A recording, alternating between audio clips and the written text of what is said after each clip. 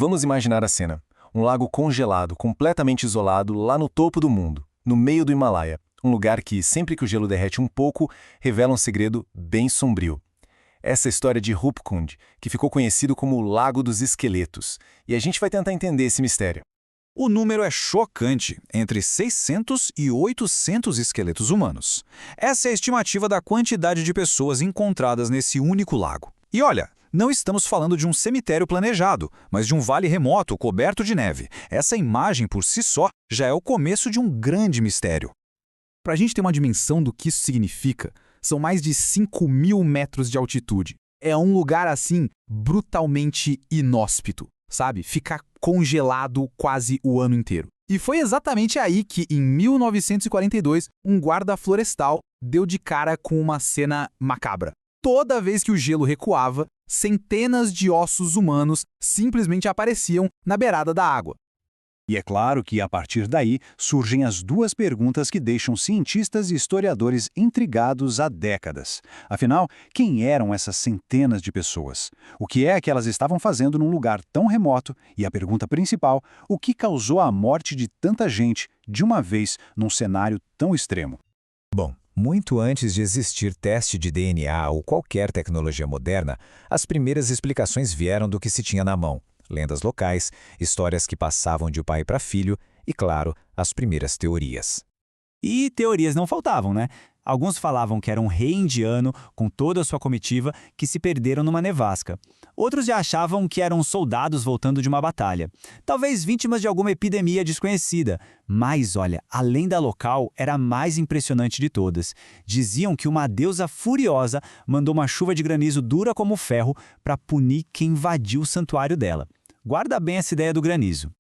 Apesar de tantas histórias diferentes, um consenso foi se formando. A ideia que pegou foi a de que um único grupo de pessoas que viajava junto encontrou um fim trágico de uma vez só, provavelmente lá pelo século IX. Essa foi a explicação oficial por mais de 50 anos.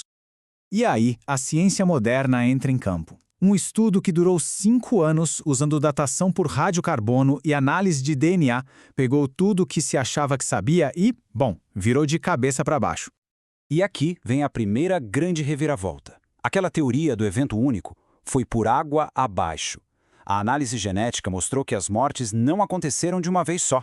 Na verdade, os ossos tinham até 1000 anos de diferença entre si. 1000 anos.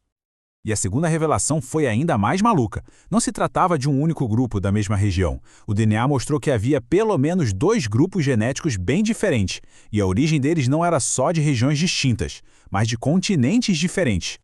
A análise genética basicamente confirmou o que parecia impossível. Um dos grupos era, sim, do sul da Ásia, como todo mundo já imaginava, mas o outro tinha um DNA que ligava aquelas pessoas diretamente ao Mediterrâneo Oriental, a região da Grécia, de Creta. Como assim? Então, o ponto crucial é esse. Como disse a própria autora principal do estudo, a ciência não só ajustou a história antiga, ela praticamente demoliu. Aquela explicação de um desastre único já não fazia mais sentido. O mistério, em vez de diminuir, ficou muito, mas muito maior. Pois é, a ciência conseguiu responder quem e quando, mas ao fazer isso, ela deixou para trás um monte de perguntas ainda mais complicadas. E essa é a nova grande questão, né? Se centenas de pessoas de épocas e continentes diferentes morreram no mesmíssimo lugar remoto, qual é a conexão? O que atraiu toda essa gente para esse lago isolado no topo do mundo só para morrerem ali? E olha que os pesquisadores foram atrás de todas as possibilidades. Seria uma antiga rota comercial? Nada de mercadorias. Uma batalha? Nenhuma arma foi encontrada. Uma epidemia? Também não. Nenhum sinal de bactéria ou patógeno nos ossos. Cada pista parecia levar a um beco sem saída. De todos os novos mistérios, esse é o que mais intriga. A presença do grupo sul-asiático, vai lá, talvez pudesse ser explicada por alguma peregrinação religiosa a um templo que existe por ali. Mas o grupo europeu, isso desafia qualquer lógica. Vamos parar e pensar um pouco como e por que pessoas da região da Grécia moderna teriam viajado até o topo do Himalaia mais de 1000 anos atrás. A gente está falando de uma jornada que seria absolutamente épica, séculos antes das rotas que a gente conhece hoje. E o mais estranho é que não existe um único registro histórico sobre isso. Nada. É um enigma completo.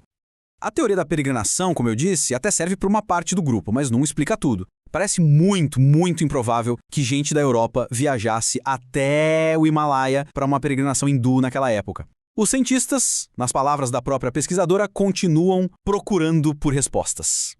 No fim das contas, o Lago dos Esqueletos nos ensina uma coisa bem curiosa sobre a descoberta. Às vezes, quanto mais fundo a gente cava, mais fundo o mistério fica. A ciência não nos deu uma resposta pronta, mas sim um quebra-cabeça muito maior e mais fascinante. O que nos faz pensar que outros segredos incríveis do nosso passado ainda estão por aí, congelados no tempo, só esperando para serem encontrados.